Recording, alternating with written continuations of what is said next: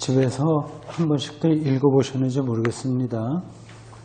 이 책을 김종일 목사님은 벌써 혼자서 몇 번 읽으셨다고 하시더라고요. 그렇게 재미있게 읽으셨나 봐요. 저도 혼자서 읽기도 했고 같이 읽기도 했고 여러 번 읽었습니다. 근데 이게 거의 다 이제 맞춰갑니다. 오늘 하고 한 번만 더 하면 끝날 것 같아요. 지내놓고 생각해 보니까 이게 너무 책이 어렵다, 일반 신자들에게 그런 생각이 듭니다. 상당한 정도로 신학적인 오리엔테이션이 있어야, 근데 단순히 오리엔테이션만이 아니라 각각 분야별로 전문적인 지식이 있어야 따라갈 수 있는 거거든요.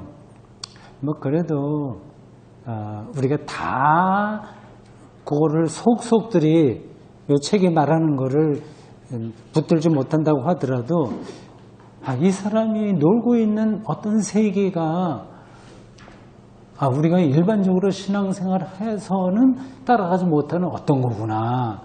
그걸 눈치채는 것만 하더라도 큰 공부입니다. 공부 자체가 원래 그렇습니다. 그러니까 어떤 세계에 대한 그림이 이렇게 그려지는 거예요. 속속들이 그걸 다 아는 게 아닙니다. 그건 아주 전문적으로 그 영역에 들어간 사람만 가능하고, 일반적으로는 책 읽기 공부를 통해서 흐릿했던 것들이 조금 더 명료하게 그림으로 나타나는 겁니다. 저도 이 책을 읽으면서 그런 경험을 많이 했어요. 특별히 이제 오늘 우리가 보게 될, 그리고 앞 시간 몇 번에 걸쳐서 보게 된 제목에 나와 있듯이 그 성숙한 기독교 그 시대를 지금 말하고 있거든요. 그게 이제 100년 어감입니다. 100년.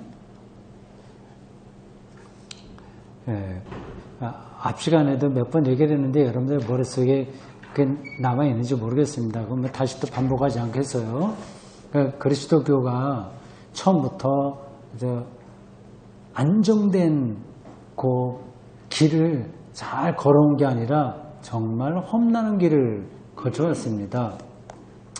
몇 단계에 걸쳐서 결정적인 시점도 있었고요. 30년대, 40년대, 50년대, 60년대 등등 다 있어요. 60년대 초기 기독교의 특징은 대표적인 지도자들이 다 죽었다고 하는 겁니다. 예수님의 동생, 그리고 베드로, 바울 죽었어요. 60년대. 까딱했으면 그때 기독교가 끝날 뻔도 했습니다. 리더십이 없으면 어느 단체고 탄력, 동력을 얻기 힘들거든요. 그런데다가 이제 70년에 예루살렘이 무너지면서 더 어려워졌고, 등등 그런 과정을 거쳐서 우여곡절 끝에, 그러니까 말 그대로 파란만장한 그 우여곡절을 거쳐서 이제 어느 정도 독립된 기독교 공동체가 형성되는 그 순간을 지금 우리가 읽고 있어요. 네, 거기에 이제 나오는 문서들이 몇 권 있습니다. 앞에서 쭉 얘기했어요. 요한 문서 등등 해서 있는데, 오늘 우리가 보는 거는 그 중에서 가장 중요한 요한복음입니다. 요한복음 이 안에서 그 당시에 어떤 일이 있었는지를 이 사람이 정말 전문가답게 이야기를 하고 있습니다. 좀 어렵긴 한데 제가 좀 설명하는 데만큼 해보고요. 그 다음 장, 마지막 장인데 그거는 좀 쉽게 빨리빨리 지나가도록 하겠습니다. 이 12장도 거의 다 끝났죠. 한 4쪽만 하면 돼요. 근데 13장은 제목이 이렇습니다. 기반 강화와 그리스화. 그러니까 100년 그때에는 기독교가 유대교로부터 완전히 독립한 때예요. 그리고 13장이 얘기하는 거는 기독교가 그리스화되는 겁니다. 헬라 철학의 영향을 받고 기독교를 완전히 유대교하고는 단절한 상태에서 이방인들에게 변증하는 단계입니다. 그럼 당연히 그 당시 시대 정신이 그리스 철학이니까 그 방식으로 말할 수밖에 없는 거죠. 이러한 종류의 책이 좀 몇 권 더 있으면 좋았겠다는 생각이 듭니다. 말하자면 요거는 한 150년 곧 정도까지 문서를 다루고 있어요. 150년. 그 뒤로 또 어떻게 됐는지, 그리고 신약성경 27권이 어떻게 해서 결정됐는지, 거기서 논란이 어떤 건지, 그런 것에 대한 것도 한번 공부하는 거 괜찮을 것 같습니다. 이게 우리 기독교 뿌리로 돌아가는 거거든요. 이게 뭐 우리 기독교 신앙생활 하는데 무슨 도움이 될까 하는 생각도 할 수 있는데, 직접적인 도움이 되는 건 아닙니다. 근데 우리의 뿌리를 아니까, 우리가 지금 나타난 기독교의 중요한 게 뭐냐 하는 것들을 따라갈 수 있는 거죠. 자, 여러분들 보십시오. 198쪽입니다. 여기서 우리는 자신들의 스승이 바로 메시아이며 예수는 그다지 충실하지 못한 그의 제자에 지나지 않는다는 메시지를 전하면서, 이상하죠, 이 표현이요. 이게 바로 세리 요한의 제자들을 가리키는 겁니다. 세리 요한의 제자들은 자신의 스승인 요한이 메시아라고 생각했어요. 그리고 예수는 세리 요한한테서 세례받은 그 제자야, 이렇게 생각을 한 겁니다. 그런 걸 전하면서 기독교 선교사들, 이건 예수의 제자들이죠. 제자가 아니라 이때는 예수님의 제자는 다 죽었을 때입니다. 제자의 제자 뭐 이렇게 볼 수 있죠. 기독교 선교사들과 강력하게 경쟁했던 세리 요한의 제자들을 공격하는 논지를 발견한다. 이게 느껴지죠? 어떤 뜻인지요? 보통 성경만 읽어서는 잘 눈에 안 들어오는 겁니다.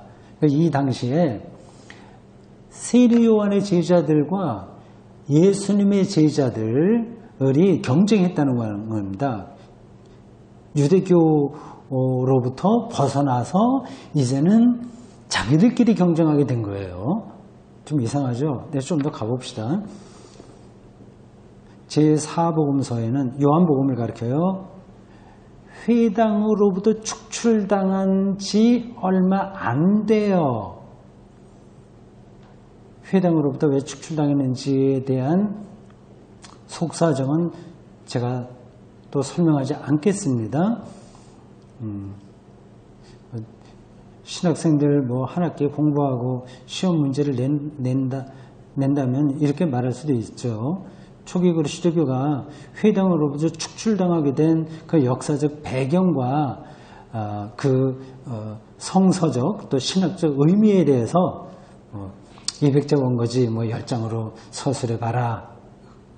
가능할 겁니다. 거기에도 우리가 생각해야 될 거리는 많죠. 회당으로부터 축출과 예루살렘 함락과 그리고 바리새인들의 부흥운동 뭐 그런 것들이 어떤 역학관계를 이루고 있느냐를 다 소상하게 따라야 되거든요. 바리새파 개혁을 싫어하는, 다시 읽겠습니다. 제4복음서에는, 요한복음에는 회당으로부터 축출당한 지 얼마 안 돼요. 바리새파 개혁을 싫어하는. 바리새파 개혁을 하게 되니까 이거 유대교를 가리키는 겁니다. 바리새파가 이제는 성전에서 종교활동이 더 이상 안 되니 이제 율법 중심으로 유대교 부흥운동을 꿈꾼 겁니다. 그게 강력한 힘을 얻게 됐어요. 근데 그걸 싫어하는, 그래서 유대교 동정자들이나 이방인에게 접근할 수밖에 없었던, 이제 번역이라서 좀 어색하게 들립니다. 유대교 동정자들은 유대교로 개종한 이방인들을 가리킬 겁니다. 동정자들이라고 하니까 조금 표현이 적절하진 않은데 대충 그 의미는 그렇습니다. 유대교로 개종했던 이방인들이요. 그런 사람들이나 이방인들에게 접근할 수밖에 없어요. 더 이상 이제 유대인에게는 복음을 전할 수가 없었어요. 그 전에는 전할 수 있었던 겁니다. 유대교 안에서 예수가 바로 우리가 기다리던 메시아다라고 하는 사실을 전할 수 있었는데 이제는 그들과의 관계가 끊어진 거예요. 바리새파 개혁 운동으로 인해서 말입니다. 이 두 그룹, 어느 그룹이에요? 세리요한 제자들과 예수의 제자 그룹이에요. 상당히 열띤 경쟁을 벌였음을 시사하는 몇몇 구절들이 있다. 근데 이런 역사적 배경을 전제해야만 이해되는 그 본문들이 요한복음에 많이 나온다는 겁니다. 4장 1절에서 2절, 요 9절 9절 제가 찾아서 확인하지 않겠습니다. 그건 세례요한의 제자들과 예수님의 제자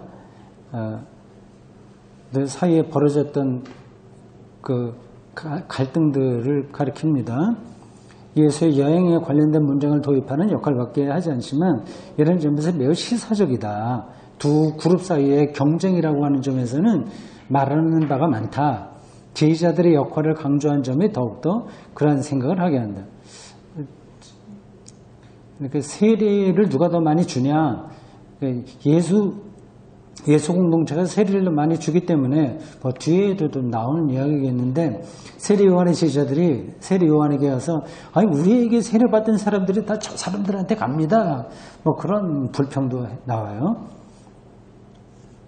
3장 22절에서 26절의 짧은 이야기는 예수의 설교가 큰 무리를 대상으로 성공을 거두는 데 대해서 바로 요 이야기죠. 세례 요한의 제자들이 느끼는 언짢은 감정을 언급했다는 점에서 한층 더 의미가 있다. 이런 역사적 배경을 모르고 이런 본문을 읽으면 뭐 이런 일들이 일어나지? 좀 이상하게 생각이 될 겁니다. 그러니까 요한복음이 기록된 때가 100년이니까 훨씬 후대에 그 당시 100년 어간에 있었던 그 바리새인들 그리고 세리요한 그리고 세리요한의 후예들 그리고 예수님의 그 제자 그 후예들에게서 일어났던 일들이 그 요한복음 안에 영향을 끼쳐서 이렇게 기록된 겁니다.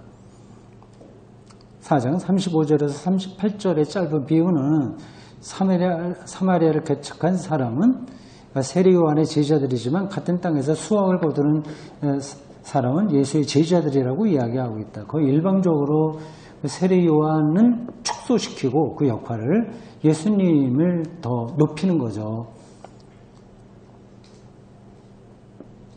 근데 실제로는 그 당시에는 예수님 당시에는 세례요한의 영향력이 훨씬 더 컸을 겁니다.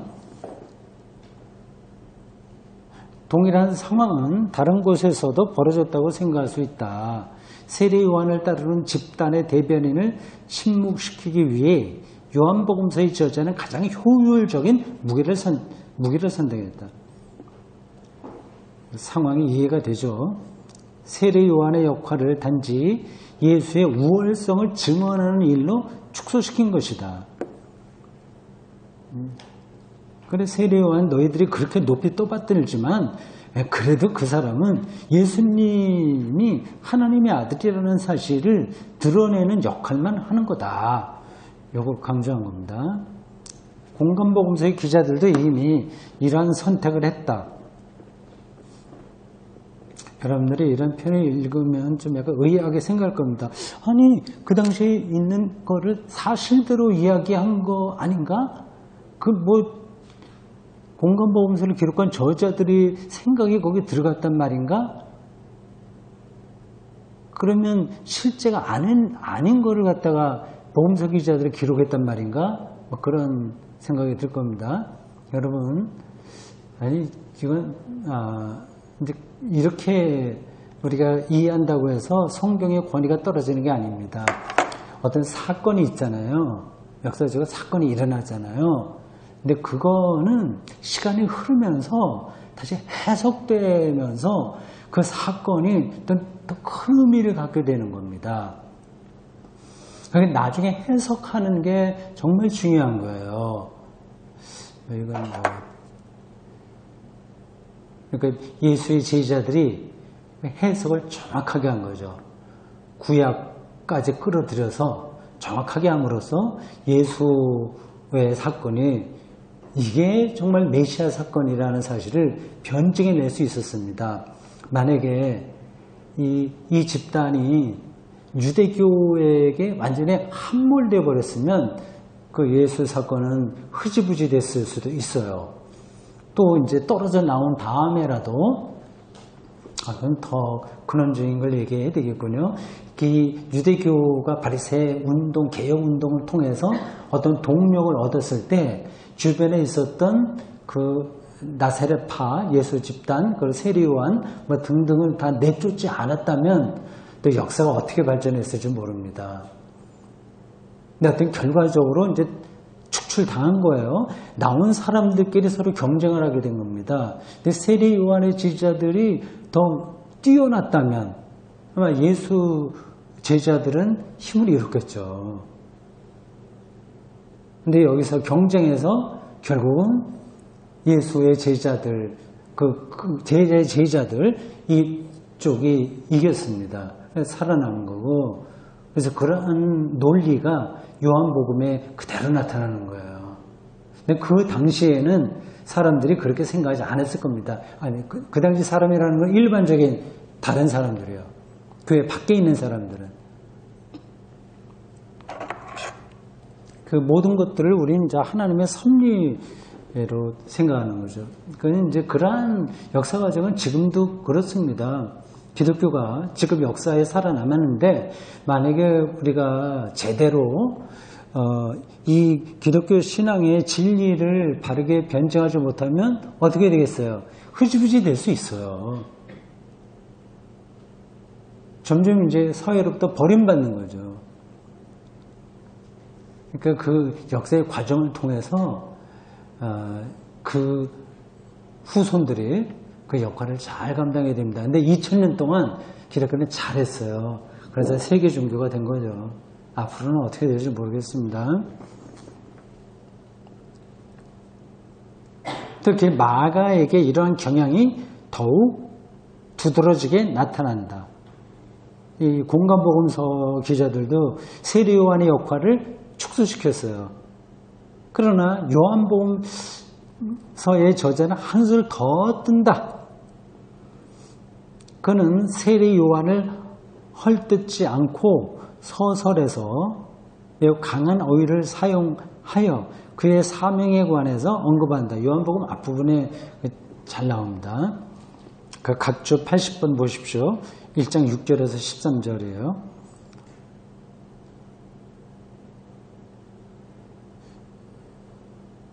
그건 집에 가서 읽어보십시오. 이제 빛에 대해서 증거하러 왔다. 그러나 세례요한은 빛은 아니다. 그런 표현들입니다. 그러나 저자는 그에게서 세리자라는 수식어를 제거하고, 그런가요? 저도 이런 말을 읽기 전에는 잘 몰랐습니다. 세례자라는 수식어까지 제했다고 그러네요. 공간복음서는 세례요한이라고 얘기하는데 말이죠.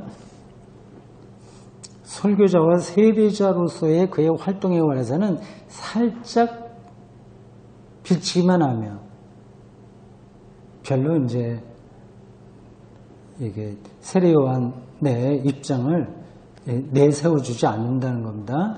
설교자와 그거를 살짝 비치기만 하며 예수께서 세례 요한에게 세례를 받은 이야기도 희미하게 암시만 한다. 그렇습니다. 한번 비교해 보세요. 공간복음서는 그래도 어느 정도는 세례 요한에게 세례 받은 거를 명시적으로 설명을 해요.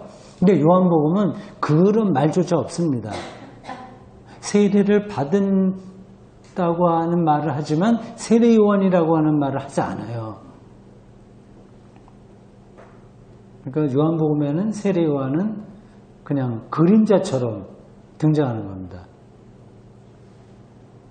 그러면서 하나님의 용서는 예수 그리스도의 업적에 의해서 얻어지는 것이지 요한의 세례에 의해 얻어지는 것이 아니며 요한이 온 것은 단지 예수를 드러나게 하기 위함이었다는 사실을 강조한다. 각주 84에 보면 그것도 요한복음 1장에 쭉 나오는 이야기입니다.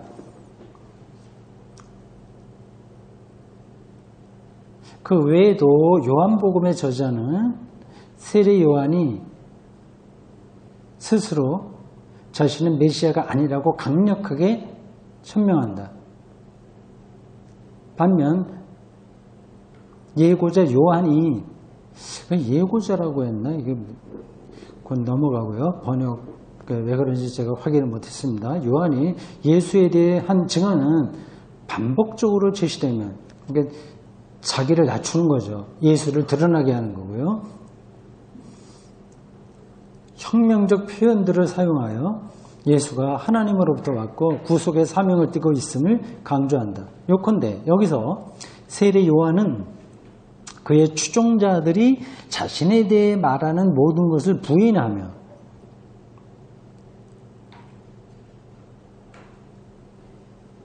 꼭 이해하시겠죠? 세례 요한의 추종자들이 세례 요한을 굉장히 높이잖아요. 오히려 세례 요한이 메시아처럼 얘기하지 않습니까? 그거를 세례 요한 스스로 부정하고 있습니다. 이 요한복음에는요. 자신들과 같은 순전히 인간적인 차원으로 끌어내리고자 했던 예수를 오히려 지원한다. 공간복음서보다도 이 요한복음이 훨씬 더 세례 요한의 위치를 좀 이렇게 끌어내립니다. 그거는 그 당시 이 요한복음이 기록될 당시에 세례 요한의 제자들과 예수님의 제자들 사이에 경쟁이 격했다는 뜻입니다.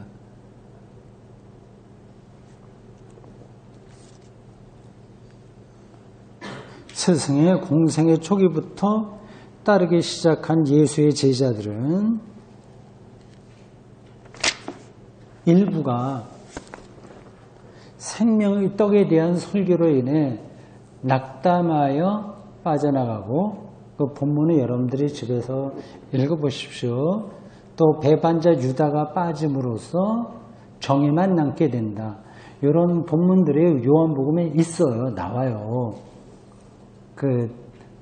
유다가 배신하기 전에 미리 배신하게 될 거라는 예고도 요한복음에 이렇게 나옵니다. 89번 보십시오. 각주 요한복음 6장과 13장 이런데 나오잖아요. 그렇게 각주로 달려있죠. 그러니까 요한복음의 앞부분에 그런 얘기가 나와요. 그러니까 요한복음 공동체는 자신들이 정예 부대다. 순수하게 그 예수를 따랐던 제자들의 직계다. 직계. 그게 정확한 표현이겠네요. 예수님 제자들, 12제자들의 직계가 바로 자기들이다. 그걸 여기서 강조하고 있는 겁니다. 그들의 마음이 이해가 돼요. 얼마나 혼란스러웠으면 이런 걸 확인했겠습니까? 누구나 다 그렇게 인정을 한다면 그렇게 말할 필요도 없죠. 굉장히 이렇게 저렇게 서로 경쟁하고 어떻게 생존하냐는 문제들 복잡한 상황 가운데서 자기들의 정체성을 아주 분명하게 피력합니다. 이런 책을 읽다 보니까 그 요한복음 공동체에 속했던 사람들의 그 절절한 심정이 이해가 되네요. 그들은 이렇게 거추장스러운 경쟁자들을 물리치고 난 후 상징적인 의미를 갖는 발씻음을 받고서 순환당하기 전 예수가 베푸신 가르침을 받게 된다. 또한 이 제자들은 성령을 약속받는데 보혜사 성령 그 이야기 나오죠. 요한복음은 아주 특별합니다. 그 공간복음은 이런 긴 연설문이 빠져요. 근데 요한복음이 기록될 그 당시에 이만큼 신학적으로 그 기독교 신앙이 풍성해졌다는 뜻입니다. 그런 제자들로 하여금 부활한 그리스도 및 하나님 아버지와 더불어 완전한 교제 속에 거하게 되며 약간 신비로운 모습도 나타나요. 동시에 사람들을 설득시킬 수 있는 초자연적인 힘을 주게 될 것이다. 성령이 그들에게 그런 힘을 주니까 낙심하지 마라. 힘내라. 그게 격려하는 겁니다. 모든 박해와 반대에도 불구하고, 박해 아시겠죠? 유대교로부터의 박해입니다. 바리새파로부터의 박해예요. 그 가장 단적인 박해가 뭐죠? 회당에서 쫓겨나는 거예요. 그러니까 요즘식으로 얘기하면 교회에 어떤 사람들을 하여튼 교회에서 내쫓는 거, 뭐 그런 거죠. 그런데도 불구하고 제자들은 세상의 그릇된 생각을 꾸짖어 바로 잡아주며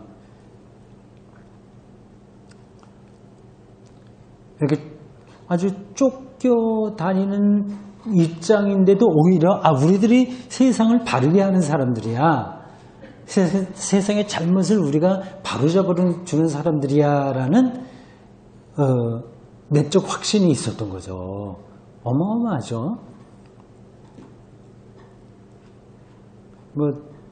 이게 비유적으로 맞는지 모르지만 지금 신천지에 있는 사람들이 우리를 이단이라고 정통기독교에 얘기하는데 우리가 오히려 우리가 더 진리에 가까워 우리가 그 정통기독교를 똑바로 가르쳐줘야 돼 이렇게 생각하는 거하고 일단은 비슷합니다. 현상적으로는.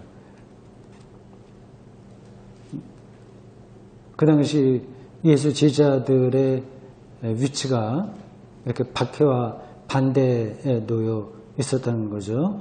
많은 사람을 믿음으로 돌아오게 할 수 있을 것이다. 참, 이 전문가가 이렇게 깊이 있게 다뤄주는 게 벌써 참 확실하게 드러나죠. 이건 우리는 그냥 성경 읽어갖고는 도저히 들어오지 않는 내용들입니다. 제자들은 부활한 뒤 처음으로 나타난 예수로부터 성령의 선물을 받고 동시에 죄를 사할 수 있는 초자연적 권위를 부여받아 세상으로 파송된다. 요한복음에 다 나오는 이야기들입니다. 그래서 역사적 배경 가운데서 그렇게 기술된 거예요. 공간복음서는 그렇진 못해요. 여기서 예고되고 있는 교회는 제4복음서의 교회라는 단어는 등장하지 않지만 보통 에클레시아 이런 단어들은 나타나지 않지만 예수의 처음 제자들로부터 물려받은 유산을 확실하게 지키고자 하는 교회다. 자기들의 정통성을 예수의 12제자와 연결시키는 거죠. 회당으로부터 축출당한 교회는 그 표현만 여러분들이 기억하고 있어도 초기 기독교의 상황을 우리가 많이 이해하는 겁니다. 여러분들 재밌으라고 드리는 말씀이에요. 다른 교회 다니시는 분들하고 대화할 때 그렇게 한번 질문해 보세요. 여보시오들 우리 그 1세기 때 교회가 회당으로 축출당해갖고 얼마나 방황하고 얼마나 힘들었는지 아냐. 그 예루살렘이 멸망하고 그 바리새파들 개혁운동이 일어날 때 우리 조상들이 믿음의 조상들이 같이 회당에서 신앙생활하다가 쫓겨났다 아냐 물어보십시오. 회당 축출이라고 하는 것을 전혀 감을 못 잡을 겁니다. 그것만 우리가 머릿속에 있어도 그 당시의 상황을 많이 이해하는 겁니다. 회당으로부터 축출당한 초기 그러니까 1세기 말에 우리 신앙의 선배들 기억해 두세요. 그런 데서 우리 기독교 신앙이 성숙해진 겁니다. 유대교도 마찬가지예요. 모든 게 좋을 때는 신앙이 깊어지지가 않습니다. 바벨론 포로와 같은 어처구니없는 사건을 당해야 도대체 우리 신앙의 본질이 뭐지? 하나님이 누구지? 그런 질문을 하게 돼요. 그러면 그게 자리를 잡는 겁니다. 광야 40년 동안에도 그런 질문을 끊임없이 했고요. 광야 40년과 바벨론 포로 50년 혹은 70년, 이게 다 연관돼요. 회당으로부터 축출당한 교회는 방향을 잃고 방황하는 교회가 아니라 가장 멀리 거슬러 올라가는 초기 설교의 정당한 제자들, 12제자들, 정당한 직계 후계자들이다. 그 자부심이 대단한 거예요. 뭐 당연한 거 아니냐? 여러분들 생각할지 모르지만 당연하지 않습니다. 그러한 의식이, 그 생각이 그 1세기 때에 그 예수 제자들의 그거를 이어온 초기 기독교인들에게, 그러니까 회당으로부터 이제 쫓겨난 그들에게 나타난 거죠. 이들 교회의 조직이나 일상생활에 관해서는 알 수 없으나 확실한 것은 이 교회에는 사도들의 뒤를 잇는 교육자들이 있었으며, 그렇군요. 교육자들. 목사라고 할 수 있겠죠. 감독, 그런 사람들. 하여튼 교육자들이 있었으며 사도들의 뒤를 잇는 그런 흔적이 있는 겁니다. 성찬과 세례를 거행했고, 성찬과 세례요. 이 두 가지가 기독교의 핵심적인 의식입니다. 그래서 우리 기독교 개신교는 두 가지만을 하는데 가톨릭에서는 몇 개 하시는지 아시죠? 7가지 성례가 있어요. 종부 성사도 있습니다. 성찬과 세례는 우리와 똑같은데 그 이외에 5가지가 더 있어요. 그 역사를 통해서 과정에서 가톨릭 교회가 선택한 겁니다. 근데 성서에 근거하면 기독교는 성찬과 세례 2가지가 성례입니다. 이거를 거행했고 서로 사랑하라는 계명의 삶의 기초를 둠으로써 교회 내부와 교회들 사이의 화합을 꾀했다는 것이다. 요한복음서의 저자는 자기 시대의 기독교 그룹들이 분열되어 있음을 의식하고 있었으며 교회 통합에 대한 소망을 피력한다. 그리스도는 요한복음 17장의 제사장적 기도를 통해 교회들이 하나가 되게 해달라고 하나님께 기도한다. 성경 구절은 다시 집에 가서 찾아서 확인해 보십시오. 그러니까 이런 내용, 요한복음에 나오는 내용, 연설문들은 거의 설교나 마찬가지입니다. 그 당시 처했던 그 상황에서 자신들의 신앙적 정체성을 어떻게 확보하느냐 하는 그런 고민 가운데서 나온 설교입니다. 그 당시가 어땠는지 눈에 그려집니다. 참 마음이 짠하기도 하고, 그리고 또 그런 가운데서도 저렇게 신앙적인 확신이 강했다고 하는 데 대해서 좀 감격스럽기도 하고, 또 그들 덕분에 오늘도 우리가 예수 그리스도의 복음을 받았다는 점에서 고맙기도 하고 여러 가지 생각이 드네요. 그들이 있었기에 오늘의 기독교가 가능합니다. 그리고 오늘의 기독교가 어떻게 자리매김하느냐에 따라서 우리 후손들도 기독교를 어떤 기독교를 받아들일지가 결정되겠죠. 이리하여 마지막 패러그래프입니다. 기원 후 100년경 기독교인들은 자신들이 더 진정한 유대인이라고 주장하면서, 하나님의 백성이라는 뜻이죠. 더 진정한 하나님의 백성이라고 주장하면서 회당에 대해 논쟁하는 것을 포기했다. 그 말은 그 이전까지는 회당에서 같이 신앙생활 했다는 얘기입니다.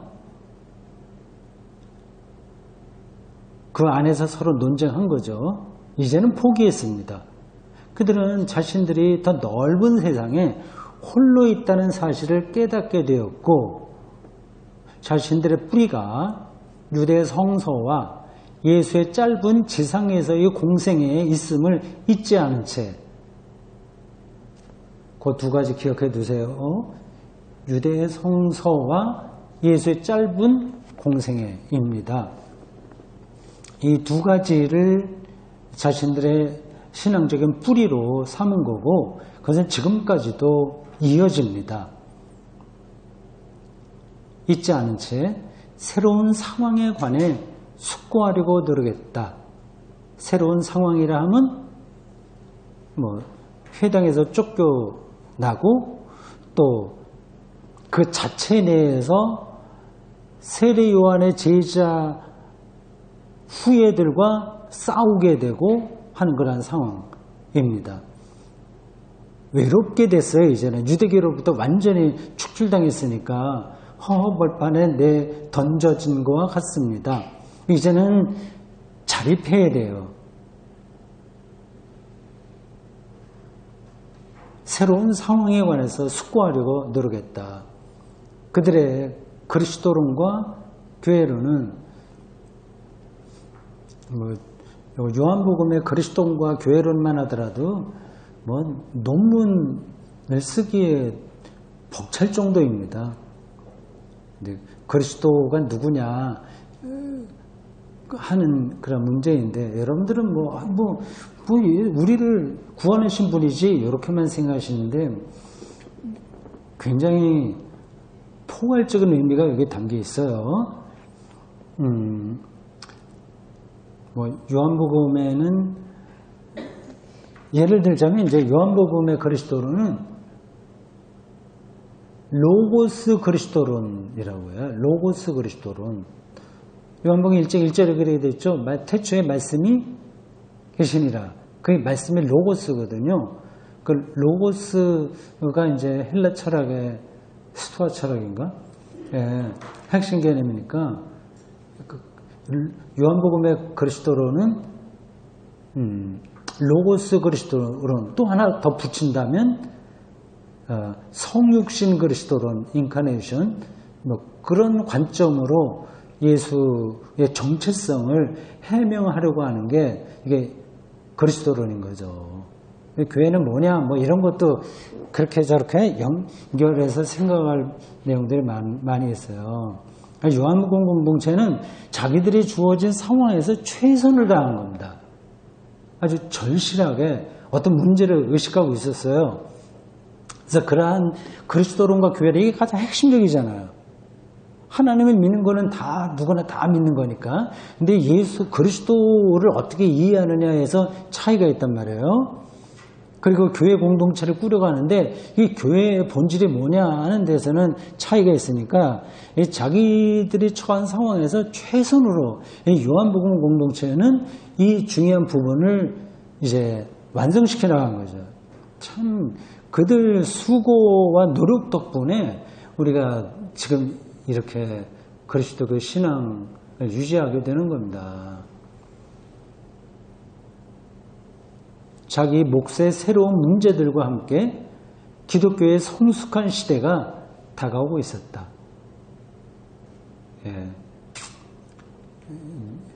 참 대단하죠. 요한복음 그 시대가요. 그걸 중심으로 기독교의 전과 후가 나뉜다고 받아줬습니다.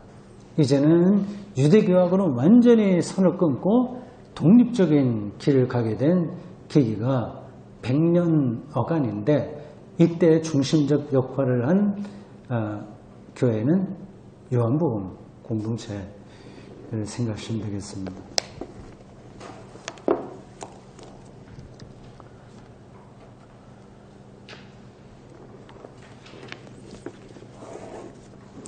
혹시 질문 있어요?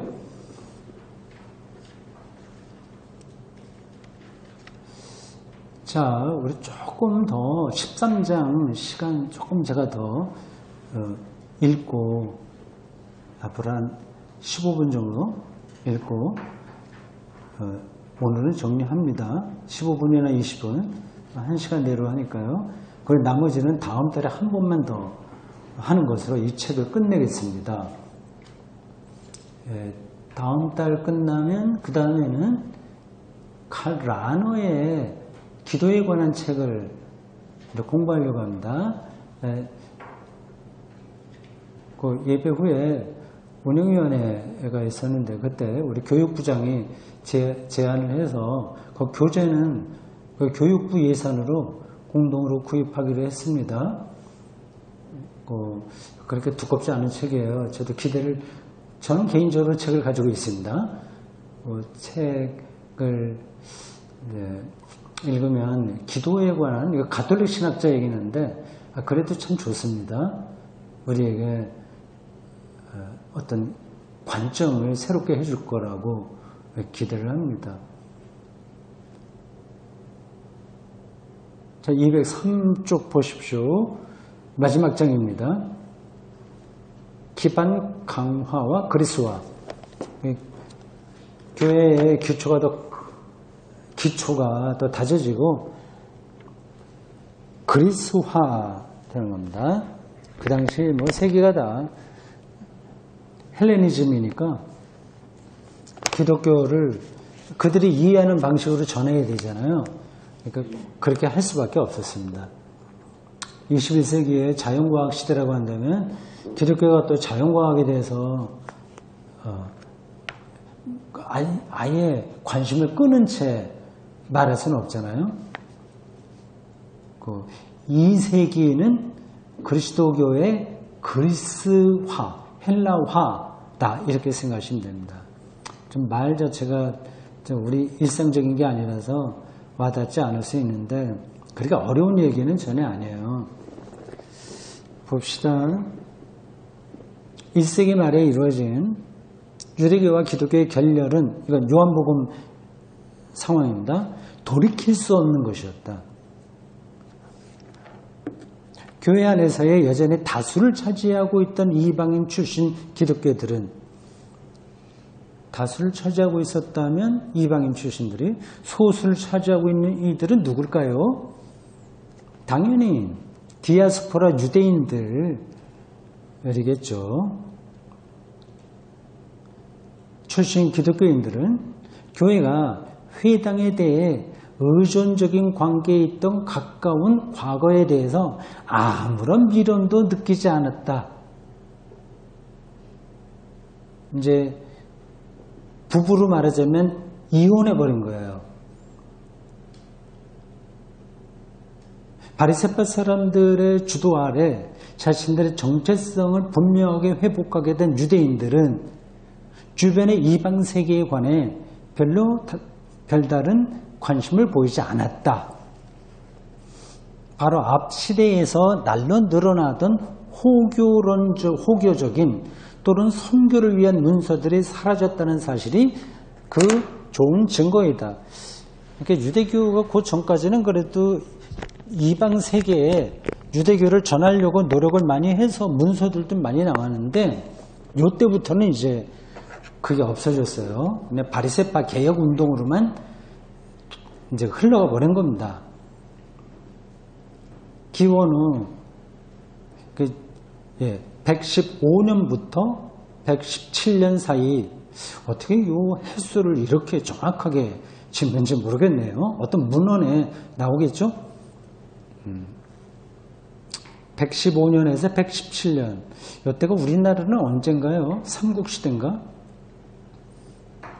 기원 후 115에서 117년 사이 유대인들은 키프로스, 사이프루스라고 발음하지 않나? 어쨌든 키프로스와 이집트, 키레나이카, 그러니까 성경에서는 좀 발음이 다르게 나와요.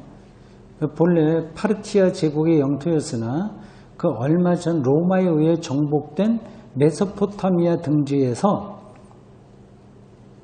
로마의 지배에 반대하는 봉기가 벌어졌다.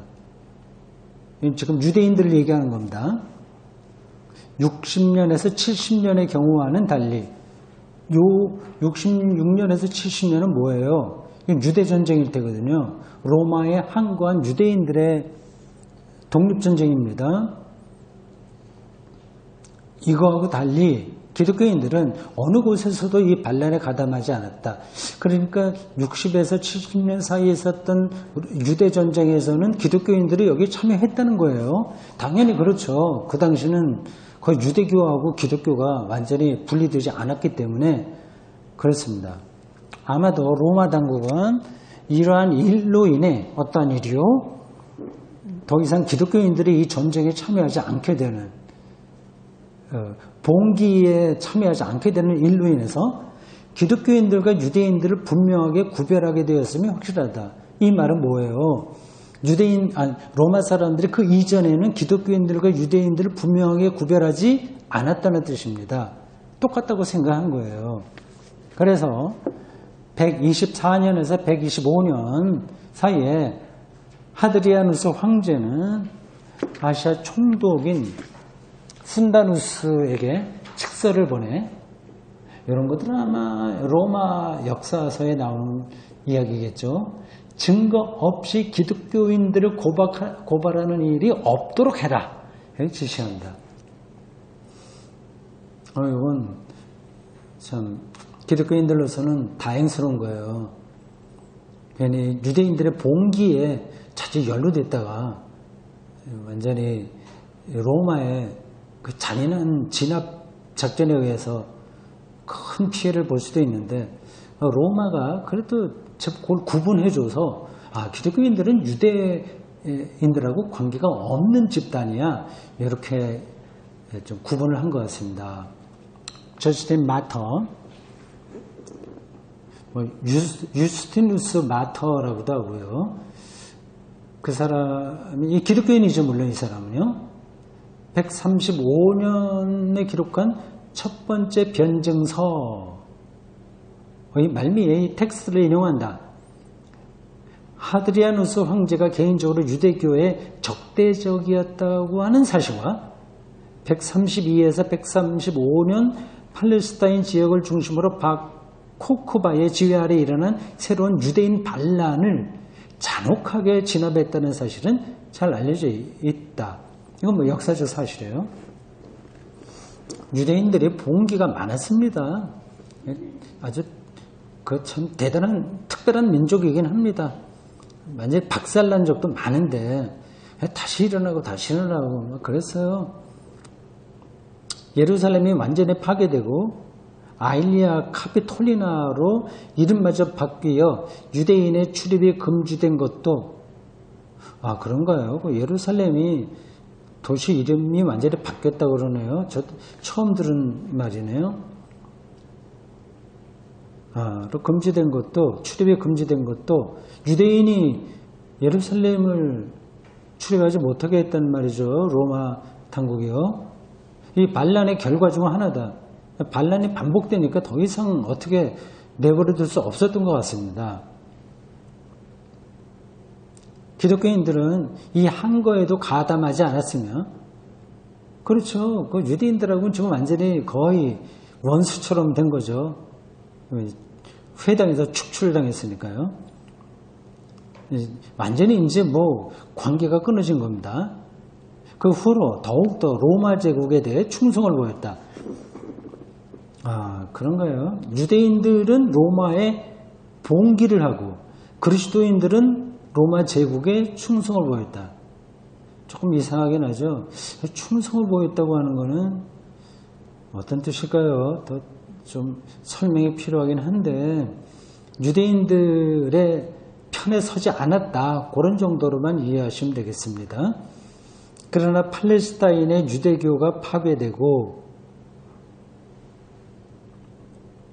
바빌론의 유대교가 그 뒤를 이어받게 되면서 복잡하죠.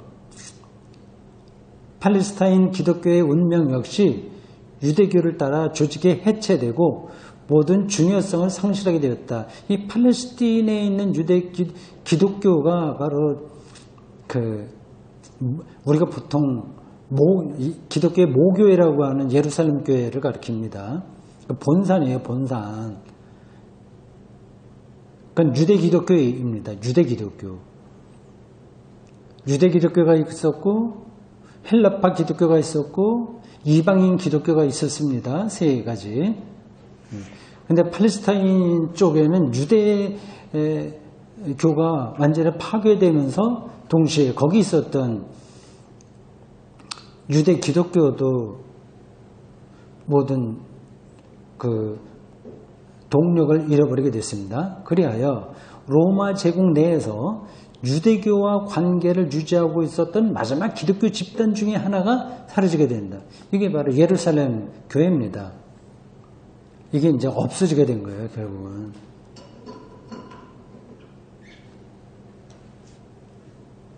재밌죠?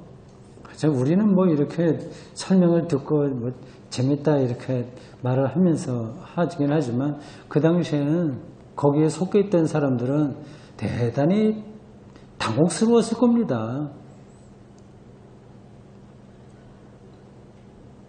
유대교와 기독교 사이의 고랑이 깊어감에 따라 기독교 인구의 대부분을 차지하는 로마 제국 내의 기독교인들은 팔레스타인이 아니라 이제는 제국에 쭉 흩어져 있잖아요.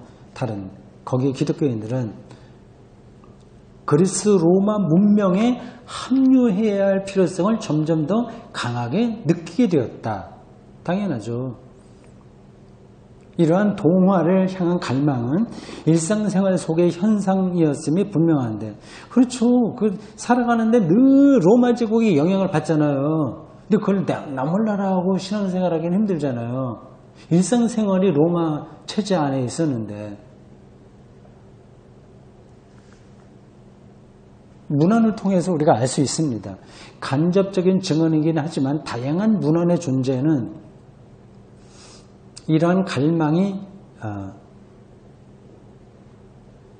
어떤 갈망이요? 그리스 로마에 적응해야 된다는 갈망이 확실히 존재했음을 확인하게 한다. 이 자료들을 몇 개의 그룹으로 분류할 수 있다. 시리아의 문헌인 도마복음서. 점점 이제 전문적인 용어가 나옵니다. 그래서 설명하지 않겠어요. 이거 끝이 없어요. 복음이 우리는 4가지로만 알고 있는데 수없이 많습니다. 베드로 복음도 있고요. 근데 이 도마복음은 정말 유명합니다. 시리아 문헌이, 시리아는 이제 그 유대 팔레스타인 지역에서 북쪽으로 좀 올라가면 그쪽이 시리아예요. 아시리아라기도 하고 시리아. 거기 안디옥도 그 시리아 지역이라고 할 수 있겠죠. 거기서 나온 도마복음. 이집트의 알렉산드리아, 그 유명한 도시 알렉산드리아에서 나온 2편의 텍스트, 베드로 후서와 바나바 위서. 바나바가 쓴 건 아니지만 바나바를 흉내내서 썼다. 그래서 위서라고 했어요. 이건 이제 우리 성경이 없고, 베드로 후서는 신약 성경에 나옵니다. 도마복음은 성경에 안 나와요. 외경이라고 합니다. 2편의 로마 텍스트, 헤르마스의 목자와 흔히 제2 클레멘트서로 알려진 설교문. 클레멘트, 이건 유명한 교부입니다. 이런 문서들이 이제 2세기에 많이 나와요.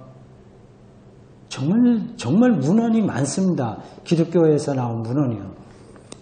그리고 초기 호교론자들의 작품들이 그들이다. 기독교를 변증하기 위해서 글을 쓰는 사람들 가르쳐서 호교론자라고 해요. 도마복음서는 그리스어판 단편 일부와 콥트어판이 전해지고 있는데, 이 콥트는 아프리카, 이디오피아 쪽의 지역의 언어를 가리키겠죠. 100% 정확하지 않습니다. 제가 그냥 어렴풋이 떠오르는 생각을 말씀드린 거예요. 그런 것들이 이제 남아 있어요. 콥트어판과 그리스어판, 우리의 주제와 관련해서는 시사하는 바가 그리 많지 않다. 우리 주제는 뭐예요? 그리스도교가 이제 그리스화 된다는 거 아닙니까? 관념적으로 된다는 겁니다. 사실 이 문서는 그 저작 시기를 추정하기가 쉽지 않다. 이 문서의 주 내용은 1세기로 거슬러 올라가는 독자의 전통을 통해 전해 내려오는 예수의 말씀이다. 복잡하죠? 설명이요. 머리를 좀 많이 써야 됩니다. 통합적으로 그 시대를 머리에 그려놓고 이제 읽어야 들어올까 말까 정도예요. 아이고, 참 제가 이 교재를 잘못 선택해서 여러분들 머리만 아프게 해서 미안합니다. 따라서 예수의 메시지를 재구성하는 데 매우 유용한 자료이기는 하지만 더 옛날로 거슬러 올라가니까 하지만 아람어에서 그리스어로 당시 이스라엘 사람들 근처에 살았던 모든 사람들이 쓰던 언어가 아람어예요. 그 그리스어로 그리고 구술 전승에서 저술 단계로 넘어가면서 문학적으로 정경의 복음서들과 동일한 저작 과정을 거치지 않은 탓에 2세기 전반의 기독교에 관해서는 알려주는 바가 거의 없다. 이것도 참 복잡한 이야기입니다.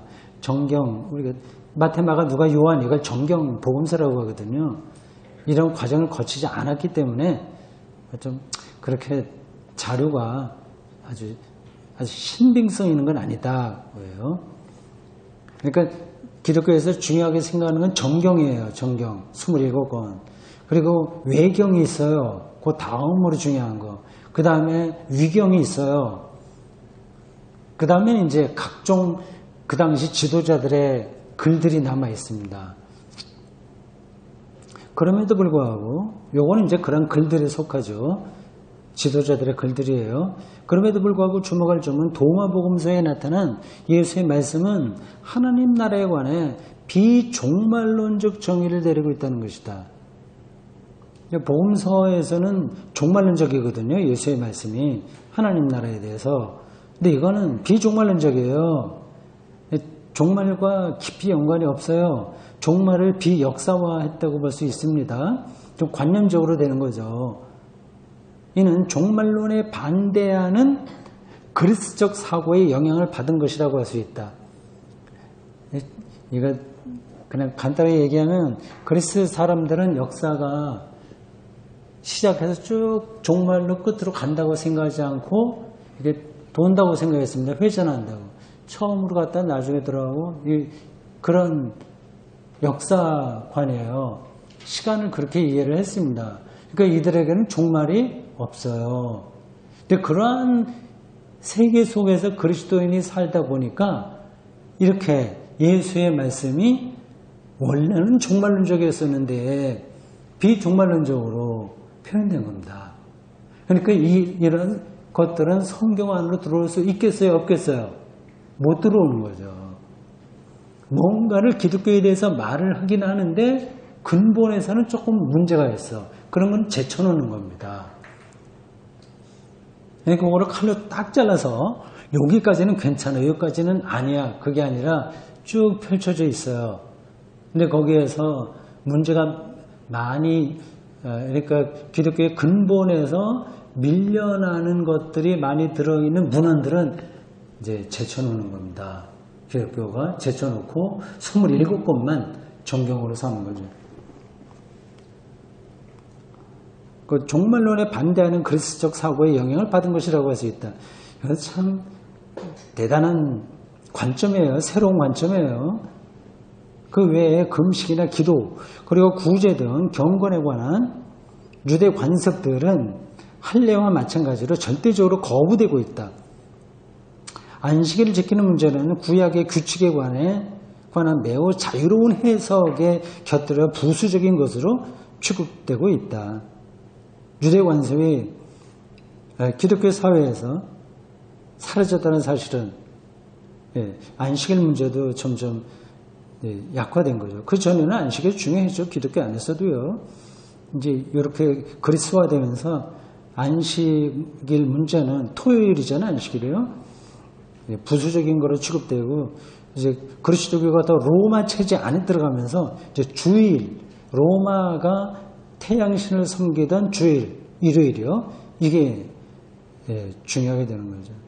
유대 관습이 기독교 사회에서 사라졌다는 사실은 그만큼 기독교가 그리스 로마 사회에 동화되고 있음을 시사한다. 여기까지 보겠습니다. 나머지 부분들은 이제 다음 달에 한 번 더 하면서 결론까지 가게 되겠습니다. 여러분들이 이런 책들을 잘못 읽으면 기독교가 뭐 그렇게 분명한 게 아닌 것 같네. 뭐 학자들의 해석하고 해서 영향을 주고 받고 하면서 됐다면 뭐 그렇게 분명하지 않은 거 아닌가 이렇게 생각하시는데 그러지 않습니다.